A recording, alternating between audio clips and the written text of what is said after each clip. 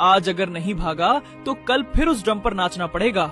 उसने लगातार कोशिश की और अंत में रस्सी कट गई। वो दबे पांव वहाँ से बाहर निकला। उसे रास्ता नहीं पता था, लेकिन उसकी नाक को रामू की कुटिया के पास वाले नीम के पेड़ की खुशबू याद थी। वो अंधेरी रात में भागने लगा। रास्ते में उसे वही नदी मिली जहाँ वो रुई लेकर डूबा था। वो नदी पार कर गया। सुबह जब रामू अपनी कुटिया से बाहर निकला तो देखा सामने चंगू खड़ा था। चंगू, तू वापस आ गया मेरे दोस्त। रामू ने उसे गले से लगा लिया। आज चंगू को समझ आ गया था कि आजादी और सच्ची दोस्ती की कीमत क्या होती है। सर्कस से वापस आने के बाद चंगू पूरी तरह बदल गया था। अब वो रामू के उठाने से पहले ही जग जाता और खुद जाकर कुटिया के बाहर खड़ा हो जाता। रामू भी खुश था कि उसका पुराना दोस्त वापस मिल गया। एक दोपहर जब वे जंगल के सबसे घने हिस्से में लकड़ी काट रहे थे, अचानक हवा का रुख बदला। सूखी पत्तियों की सरसराहट के साथ साथ कुछ जलने की गंध आने लगी। चंगू, ये कैसी गंध है? कहीं कोई बीड़ी पीकर तो नहीं छोड़ गया? चंगू ने अपने बड़े बड़े कान खड़े किए। उसे दूर से लकड़ियों के चटकने की आवाज सुनाई दी। देखते ही देखते आसमान में काला धुआं छा गया। जंगल के एक हिस्से में भीषण आग लग गई थी। आग तेजी से रामू और चंगू की ओर बढ़ रही थी।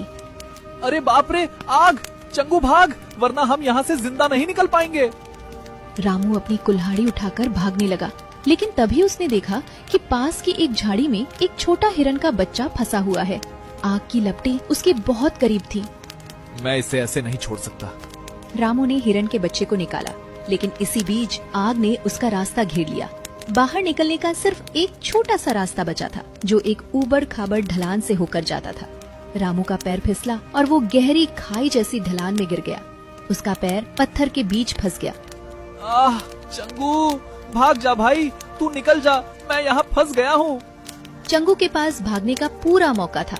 उसकी फितरत तो यही थी कि मुसीबत देखते ही वो किनारा कर लेता था, लेकिन आज उसकी आंखों में डर नहीं बल्कि वफादारी थी। आज अगर मैं भाग गया तो मैं सिर्फ एक गधा नहीं, एक बुज़दिल कहलाऊंगा। रामू ने मुझे हमेशा अपना दोस्त माना है। आज दोस्ती निभाने की बारी मेरी है। चंगू उस ढलान के नीचे उतरा और रामू के पास जाकर अपनी पीठ झुका दी। तू क्यों आया वापस? भाग यहाँ से। अब जल्दी से मेरी गर्दन पकड़ो।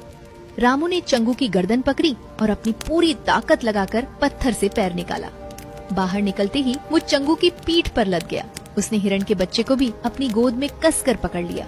चंगू के पैर जलती हुई जमीन पर पड़ रहे थे, लेकिन वो रुका नहीं। उसने इतनी तेज दौड़ लगाई कि घोड़े भी शर्मा जाएं। वो पत्थरों को लांघता हुआ, झाड़ियों को चीरता हुआ आग के घेरे से बाहर निकल आया। जब वे सुरक्षित मैदान में पहुँचे, रामू बेहोश हो चुका था। आग की खबर सुन वहाँ कुछ गांव वाले भी मौजूद थे। वो देखो, रामू को उस गधे ने आग से बचा लिया।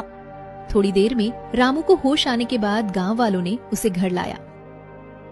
अगले दिन पूरा गांव रामू की कुटिया के बाहर इकट्ठा था। आज से इस गधे को कोई बोझ ढोने के लिए मजबूर नहीं करेगा।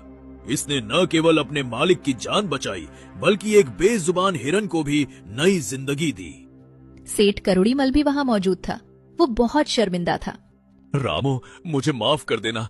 मैंने हमेशा चंगू को सिर्फ एक जानवर समझा, लेकिन इसने इंसानियत का बड़ा सबक सिखाया है। आज से चंगू के लिए ताजा गुड़ और चने की जिम्मेदारी मेरी।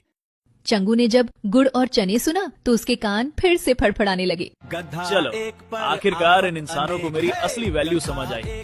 अब मैं सिर्फ चंगू नहीं, सुपर चंगू हूँ।